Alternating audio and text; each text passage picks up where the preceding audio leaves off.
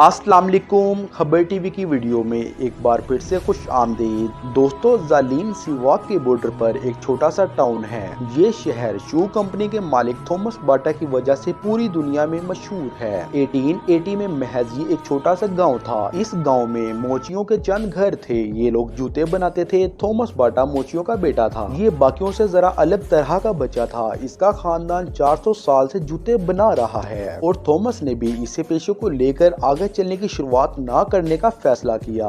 दोस्तों, इससे पहले खबर टीवी को सब्सक्राइब करना ना भूलें। थॉमस बाटा ने अपनी बहन आहना और भाई एंथनी के साथ मिलकर 1894 में बाटा शू के नाम से एक छोटी सी कंपनी बनाई। इन दिनों में जलीन एक बहुत ही पसमानदा गांव था। तमाम गलियां कच्ची थी। इस गांव में ट्रेन की पटरी भी नहीं बिछी थी, लेकिन इसके बावजूद थॉमस डट गया और इसने बाटा शू कंपनी की बुनियाद रखी। इसकी फैक्ट्री में शुरू में 10 लोग काम करते थे और फिर इन 10 लोगों को 100 लोग होते देर न लगी। आहिस्ता आहिस्ता बाटा रिवायती जुसाजे की बजाय मशीनरी पर शिफ्ट होता चला गया और इस तरह बाटा कंपनी दिन दुगनी और रात चौगुनी तरक्की पाता गया।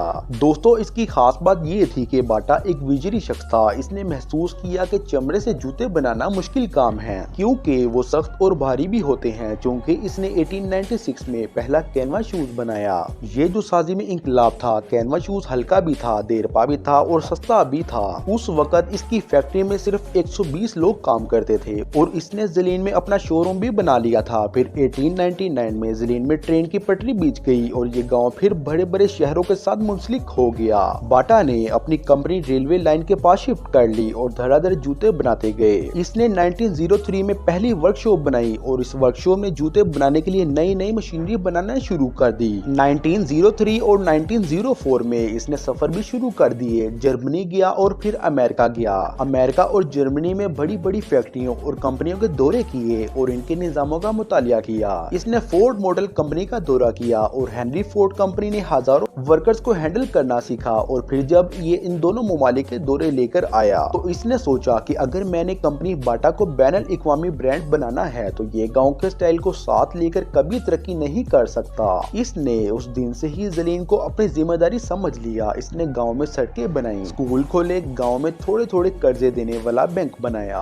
और फार्म हाउस बनाए और गांव में टेलीफोन भी लगवाए ताकि वो तमाम लोगों को एक दूसरे से मुंसलिक कर सके। थॉमस ने लोगों के लिए ट्रांसपोर्ट का सिस्टम भी शुरू कर दिया। पूरे गांव और फैक्ट्री के लिए ग्रिड सिस्टम बनाया और फैक्ट्रियों के तमाम वर्कर्स के लिए घर भी बनाए। 1914 में पहली जंग अजीम शुरू हुई, जिसका बाटा कंपनी को बहुत फायदा हुआ। जब जंग अजीम शुरू हुई तो ऑस्ट्रेलिया के हुक्मरान ने बाटा को अपने फौजी जवानों के लिए जूतों की जरूरत पड़ी, तो इन्होंने बाटा को 50,000 बूट बनाने का कहा और बाटा ने अपने पास 400 मुलाजमीन हायर किए। देखते ही देखते बाटा शू कंपनी यूरोप की सबसे बड़ी कंपनी कहलाने लगी और आज भी बाटा पूरी दुनिया में मशहूर है। बाटा ब्रांड हर जगह हर मुल्क में पाया जाता है और बाटा कंपनी की सबसे बड़ी बात ये है कि बाटा शू कंपनी साल में 2 बार सेल भी लगाती है, जो लोगों की मकबूलियत का बायस बनती है। तो दोस्तों, आज की वीडियो कैसी लगी कमेंट में जरूर बताएं और चैनल को सब्सक्राइब करना ना भूलें।